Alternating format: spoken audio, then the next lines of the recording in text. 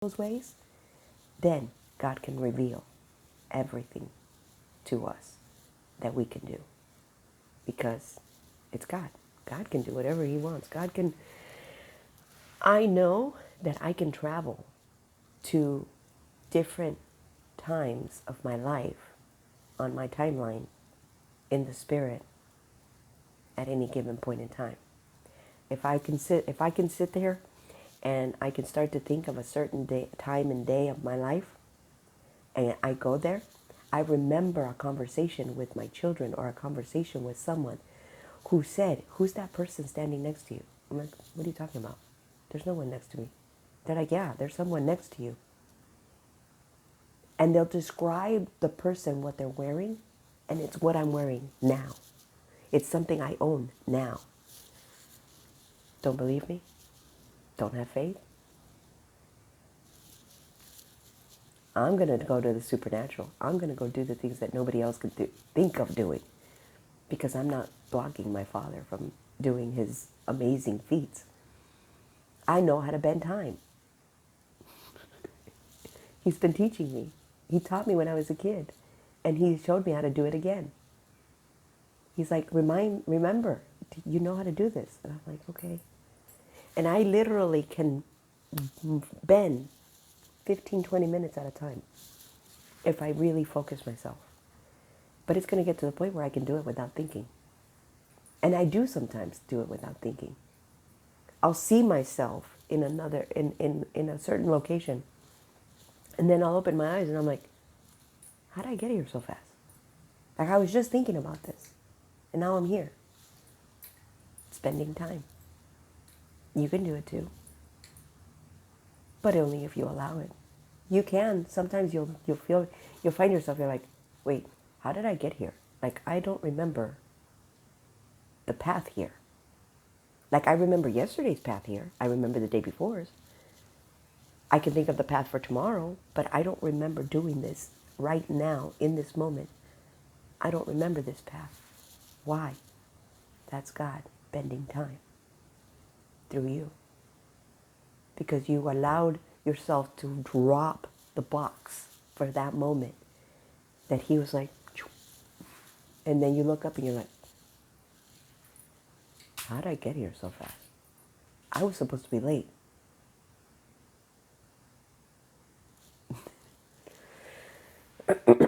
Well, anyway, so I'm training these girls, right? And first they're mirroring me, watching me do the work. And then one of the girls jumps ahead, and she got into a pickle. And Kim tried to help her out. But Kim only knows so much because she's new too. It's only like, if we were to take all of the days together that she's worked, she's only worked a month with us. Okay? But she thinks she knows. She thinks she has enough to go on. So there was a mistake that was made, and now the girl needed help getting out of that mistake.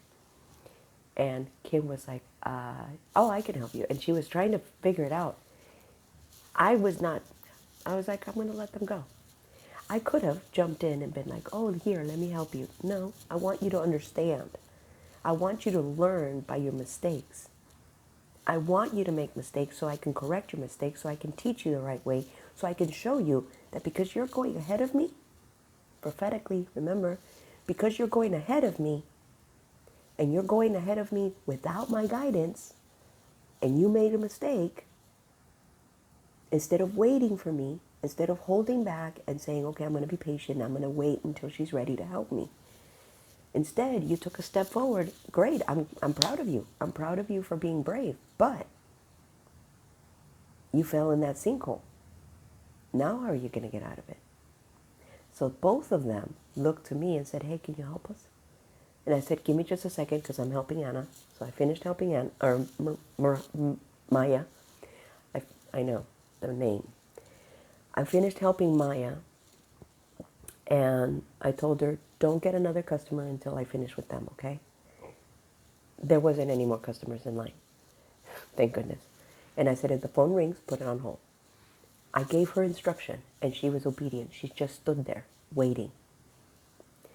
I turned her over to Anna and Kim, and I said, okay, what's going on? And they said, oh, we need to do this, this, and that. Okay, so I told her, I said, click here, click there, and now you're ready to go. Oh, that's all I needed to do? Yes. And Kim removed herself from between us. And she stopped trying to teach because she realized, I don't know what I'm doing. I'm not there yet. I don't have that level of education yet. Comes with experience, comes with time. And then we finished with that customer, and I pulled Anna over to Maya, and I spoke to them both. And I looked at Anna and I said, I first said, great job taking the initiative, but you need to wait for me. Because you went ahead, you got into trouble. I can help you stay out of those troubles by following my training. I said, I can't train you if you're not willing to listen. And she goes, okay, I'll wait. And I said, I'm not doing this to punish you or because you don't have the capacity to be able to do the job. You do. But I'm trying to set you up for success so that you won't make a mistake and give out the food that doesn't belong to that customer. And I said, because the worst thing that can happen is you're new on the job and you do make a mistake, and now you've got Will mad at you, and you're having to explain that because you weren't careful and verified that the customer in front of you was the customers whose order you were giving out, you gave out the wrong order, and now it's costing him money. And it's costing Cody money. And then Maya said, yeah, that's what happened on Wednesday. We gave out the wrong food and we were doing it. It was a mess all night. And Will pulled all of the counters to the back to talk to us because he couldn't allow us to keep making those mistakes. And Anna said, I was here that day. Yeah, we were making a lot of mistakes. And I said, okay, if you follow me, if you listen to me, you're going to be successful. You're not going to make these mistakes. You're going to be able to do the job, and you're not going to get in trouble. From that moment forward, neither one of them went ahead of me. They stayed on me like those chicks. I went left, they went left. I went right, they went right. I went forward, they went forward. I went backwards, they went backwards. They followed me into the kitchen. I said, okay, you got to come in here and you got to look at these tickets and you got to put a P and you got to do this and you got to, and then I gave them the pen. Here, now you do it. And I said, and if you can't find the receipt for the customer, this is the person you need to ask. The person at the cut on the oven. Say, I'm looking for da-da-da-da-da number. And they will help you find it. And if they can't find it, they will make sure that that order has been made. Okay? So we went back to the front. And now, because now they're listening to me, I'm giving them a little bit more freedom. I'm like, okay, you go ahead and take that order. You go ahead and take that order. And now I'm just watching them. And I'm like, okay, you're looking for this ticket number. You're looking for this ticket number. Go. Because I showed them. I walked them back to the back and I said, okay, here's the pizza. That's only half the order because look, they've got wings, they've got salads, they've got this, they've got that. So you grab the pizza, you put it here. And then now you're looking for the other items. And I said, you never start with the items first because those don't tell you if there's pizza with it. And they're like, oh, like, yeah. You start with the pizza first, unless it says all sides. If it says all sides, that's all you've got to look for, you're done. And they're like, oh. And that was the other thing. I was training them to use all sides so that they don't get into trouble when they don't use that particular label. And I know, because the managers have the cameras in their work areas. And I know they're looking at the cameras going, she's training two people at the same time. And they're running the counter. Like the other two girls, Emily and Kim, they're running food. They're cleaning dining room. They're answering phones. They're not touching the register whatsoever. I've got these girls moving back and forth, back and forth. I only heard Will one time ask the girls, what are you looking for? And she goes, I'm looking for this number. And then it has, and then she pulled the ticket. And she goes, it has salads and wings. And he goes, okay, the wings are going to be over there and the salads are going to be over here. And she pieced it all together. And he just stood back. He's like, she trained these girls. And they were. We went through the rush all by ourselves. I wasn't on the register. I was leading them to be on the register. They didn't get into any trouble. They didn't get at all, ever, fear because they look up and there's a line of people. I looked up and I saw the line of people. I'm like, okay, yeah, we'll just keep going. And then because they're both old enough to pour beer, I taught them how to pour beer. And that's when they got excited. And I said, when I go out to different restaurants, I sit at the bar and I watch the beer being poured. I watch the techniques the beer pourers use, the bartenders use. And they're like, whoa, I didn't do this of my own accord. God showed me. He's like, watch them how they pour. I'm like, oh, okay. Some of them, they'll open the spigot and they'll let it run until there's no more suds. And then they get this much. You don't need to do that. I run it for about a second or two. I dump it out and then I run it again. How much suds do I get at the top? This much. The customer doesn't need to drink the suds. That's what God said. The customer doesn't need to drink the suds.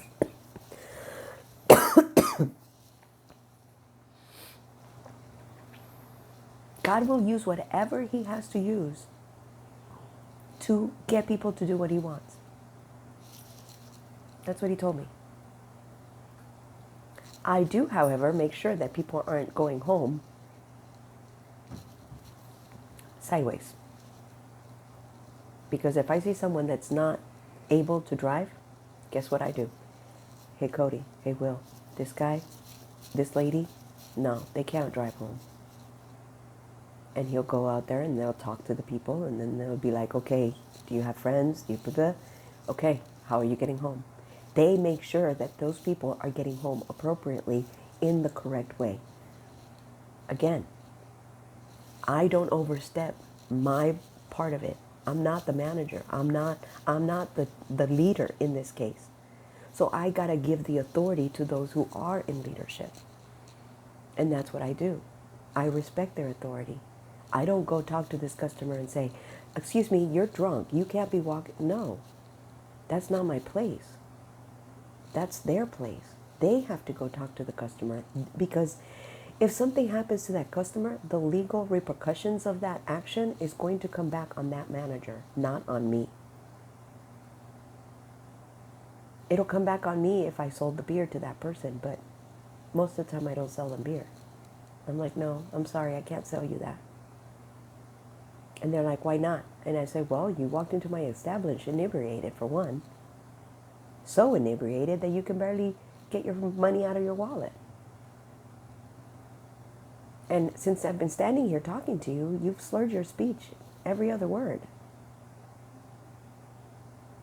And they're like, so you're not going to sell it to me? I'm sorry, I'm not going to sell you the beer. They can ask for a manager, and the manager's going to tell them the same thing. When an employee was drunk on the job, and he was a driver, I went to the manager. I went to Will. I said, Will, you need to keep an eye on this guy. I said, because he's drunk. You know what the driver did? He went circles around. He saw Will coming, and he'd go the other direction. And then when Will did talk to him, he made such an effort not to portray that he was drunk. So Will let him go out on the road. And guess what happened? This man couldn't drive. So he couldn't leave the parking lot. He was afraid that if he left the parking lot, he was going to get pulled over and he was going to get arrested. Why? Because he was making bad choices. When he walked into the store, they gave me a break. So I went outside and I was eating my food. Because God sometimes will lead me to go outside. And here comes this man to talk to me. They search me out. I don't need to go to them. And I don't sit there and Bible thump, and I don't sit there and say, oh, God this, God that. No, I just lead to them. I just say the words that God puts in my heart, puts in my mouth. And I told him, I said, you are making bad choices today. And he goes, I know, I know. And I said, and you being here is one of those bad choices. And he looked at me. And I said, yes, I know. I can see it. And he goes, you don't understand. I've had a rough night. Oh, I said, I know, I understand. I've been there. But you made a bad choice today. And you keep making bad choices. And he goes, I know it's my choice. I know, I know, I know. And I said, but you continue making them. I wasn't poking at him saying, oh, you made this mistake, that mistake. I put them on the table. He knows the choices he's making. He knows the mistakes he's making. I don't need to point them out. All I'm recognizing is you're making mistakes. You know what those mistakes are. And he's like, I know I'm making mistakes. I know, but you don't understand. I had a rough night. I said, I do understand. I've been there. He's going through a divorce. And the night before, he had been talking to his ex-wife and they got into a fight. And because of that fight and his kids getting involved, he allowed himself to get drunk. Not just drunk, but wasted, to the point where he woke up drinking. And he walked into our establishment. I don't want to bet, but God made me feel like he had alcohol in his car. And he wasn't done drinking. He called me 3 days later. I answered the phone. And he sounded like he had been drugged through the mud. And that's what happens when you're sober. When you're hung over after being drunk for several days. He sounded like something the cat drug in. And he's talking to me and telling me all the things. And I said, I understand, Victor. But you made bad choices. And now you're going to have to deal with the consequences of those choices. I said, I'll pass along the message to Will, but I understand. I don't know if you're going to get your job back. I don't know if you can make amends enough to come back to working here. Because Will was mad. Because he saw him on the road. And he's like, what are you doing? Where are you going? And Victor didn't know how to react. He just went home. He's like, I just drove home. I said, I understand, but you made a bad choice. And because of the choices that you're making, you're going down a path that is not good. And he's like, I understand. I'm seeing a doctor. I'm getting myself better. I'm like, good. That's the first step in the right direction. And he goes, thank you. Thank you for listening to me. Thank you for being kind and gentle with me. And I said, you're welcome. But you have to be kind and gentle to yourself. You have to love yourself. And you're not loving yourself right now. And he goes, I know. I need to get better. I need to do better. And I said, and you will. You just have to have faith. And then we hung up the phone. He went on his way and I went on mine.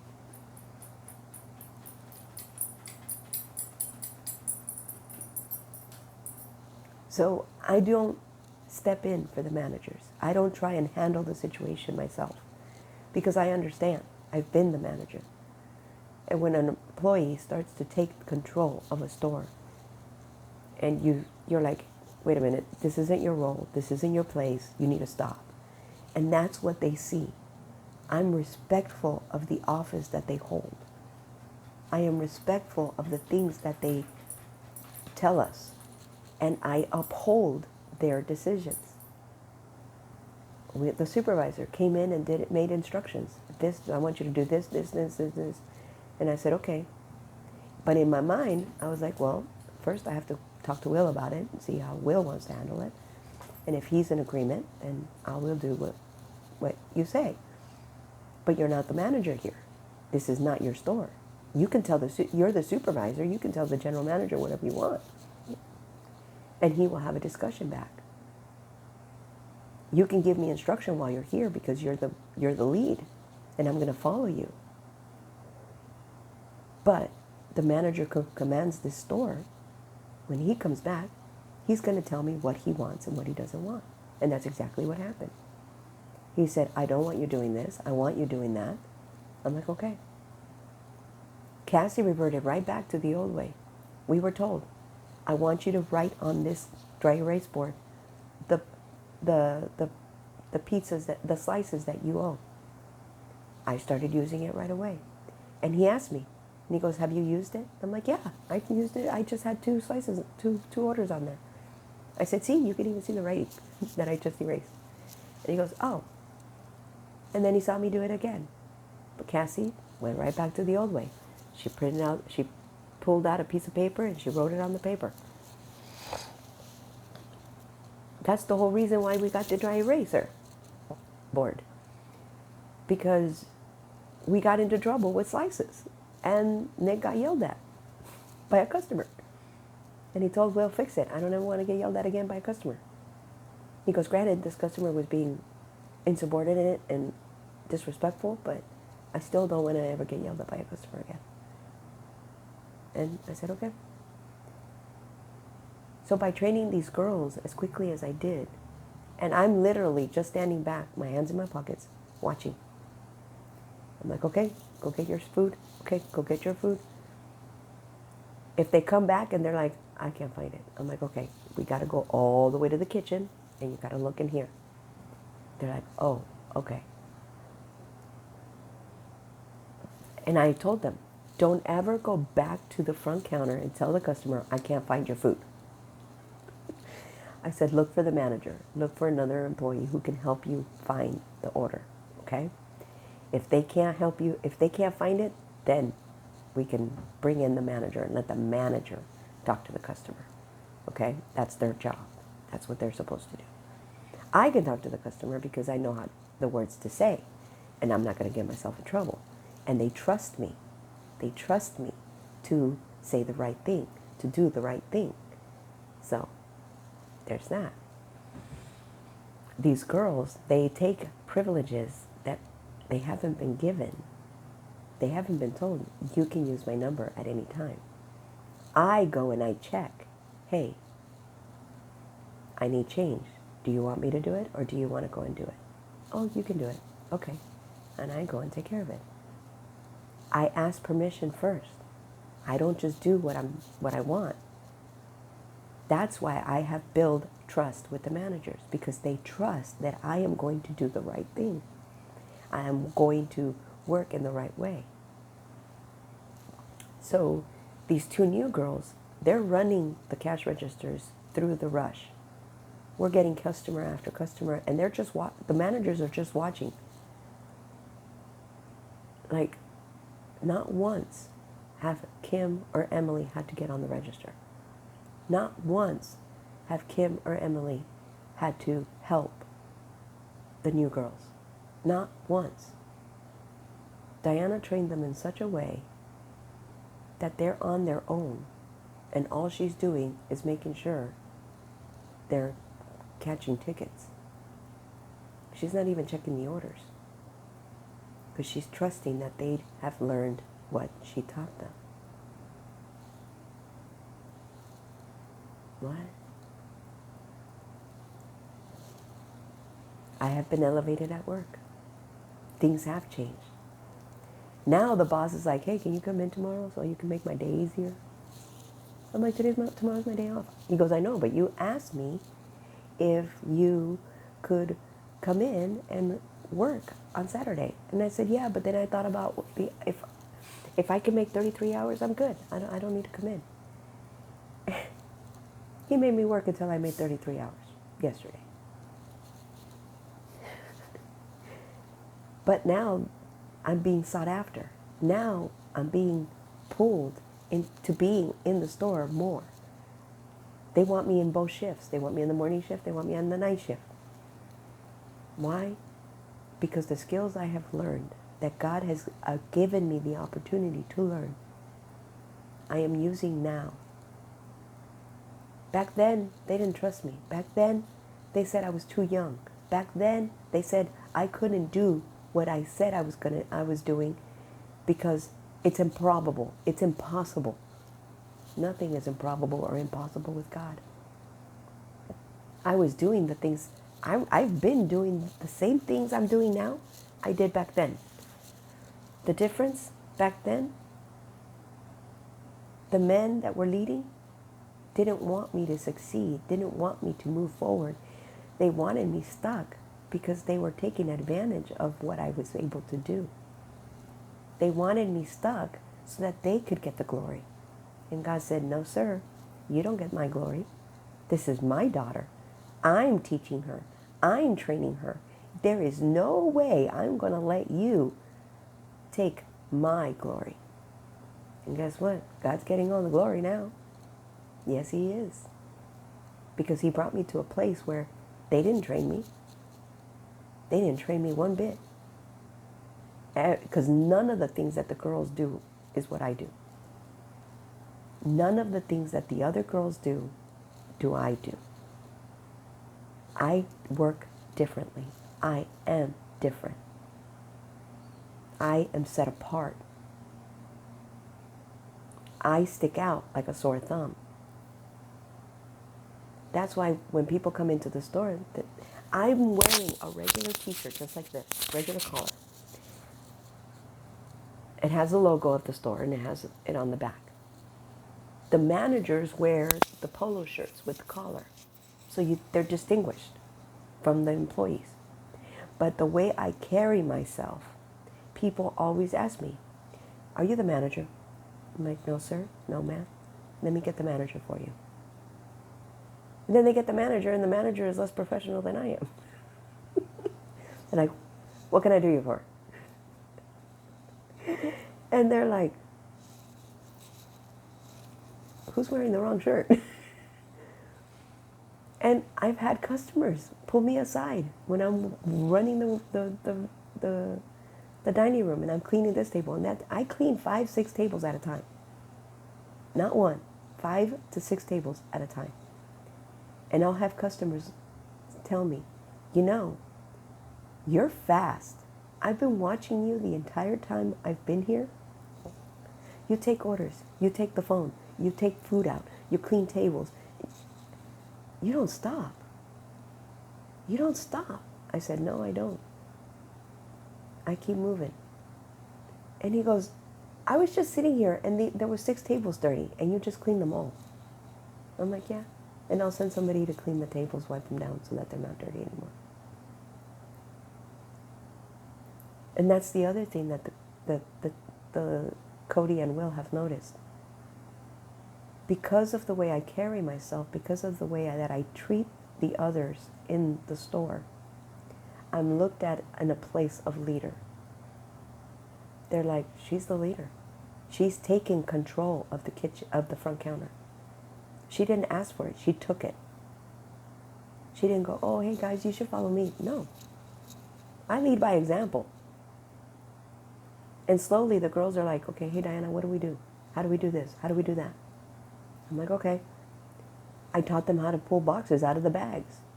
So in the back we have the wing boxes, the large wing boxes and the small wing boxes. And they come in this big stack. You rip the bag open, but you have the bag on top and you have the bag on the bottom and the sides are closed. And before they used to rip the bags on the sides and I'm like, no, you don't need to do that. And they looked at me and they're like, what do you mean? I'm like, you didn't need to do that. I said, just pull the bag so that the whole circumference of the box is in the opening. And I said, and then you go down like 3 or 4 and you grab the middle ones and you pull those out. But don't pull out like 100. Pull out, 3, 4. Pull those out.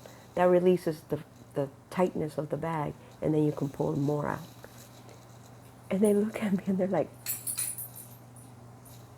damn, you're good. I'm like, no, I'm just efficient. I don't like struggling with the freaking bags. I know how many pizza boxes we go through in a day. And I was telling Cody the other day, I said, hey, Cody, do you know how many how many pizzas we've sold in the last 2 hours? And he goes, no, 200. And he's like, how do you know? And I said, well, I know I folded 4 stacks of larges. And I said, that's 200 boxes. And I said, the 4 stacks that go up there, that's 1 case. The 4 stacks that go down here, that's a second case. And I said, and I've had to pull. So you've gone through that. I've had to pull, and then I had to make more, and then you went through that doubled before I was done folding the last 2 cases that I just folded. And he goes, so you have folded 300 boxes? I'm like, yeah. And we went through them in 2 hours. And he went and looked. And he's like, and he goes and tells Will, hey, Will, you know what Diana told me today? I didn't believe her. She said we sold 200 pizzas in 2 hours. And I was like, yeah, right. And then she told me, she goes, no, it's because that is one stack, that's another stack, so that's 100, and we went through them twice. So that's 200. She goes, because I had to fill this bottom part 4 times.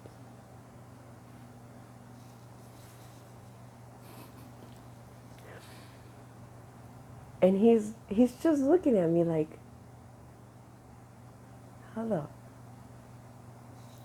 And he told Will, it's like Diana said that if we go through this 4 times, that's 200 boxes. And I know Will. He's like, yeah, right. That's not, no, there's no way. Yeah, there is. Because it takes, it's 1 case fills the 3 rows of larges that we need. That's 50 boxes. And if we replace them 4 times, that's 200 boxes. And I've replaced them 4 times in 2 hours. And they're like, they're starting to understand that I really did do the things that I've said I've done. I started as an employee, became a shift manager, then a manager, then a general manager. And then I was told that I was going to get demoted, so I quit.